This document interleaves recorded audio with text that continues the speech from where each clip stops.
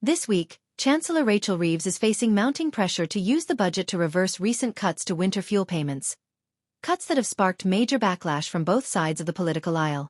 Many prominent voices, including former Labour leader Jeremy Corbyn, are urging Ms. Reeves to scrap the controversial means testing policy that's removed heating support for around 10 million pensioners. Mr. Corbyn argues the means testing limits access and creates a stigma, leaving the poorest retirees at risk of missing out simply because they haven't applied for pension credit. He asked, "What's next for means testing? The NHS." Mr. Corbyn's sentiment echoes broader concerns, as campaigners highlight the severe stress many pensioners face. They're lying awake at night, worried about how they'll afford to heat their homes. Former Conservative Work and Pensions Secretary Mel Stride also added his voice, calling this a debacle of the Chancellor's own making. He stated that this policy choice wasn't necessary and urged Ms. Reeves to reverse her decision before it's too late. Mel Stride warned that the delays in pension credit processing could leave many without support just when the winter cold is at its harshest.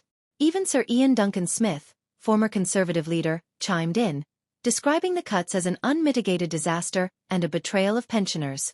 Labour MP Rachel Maskell also emphasised the government's responsibility to protect vulnerable seniors from fuel poverty, noting the disturbing fact that out of nearly 900,000 eligible individuals, fewer than 85,000 have applied for pension credit. Age UK's Caroline Abrahams cautioned that while state pensions are set to increase next year, this does nothing to help pensioners this winter. She urged the Chancellor to take action in the budget to ease seniors' worries, stating, "Some older people are having sleepless nights over how they'll afford their heating bills." In response, a government spokesperson highlighted steps taken to help with energy costs. This includes deploying extra staff to process pension credit claims and expanding the Household Support Fund.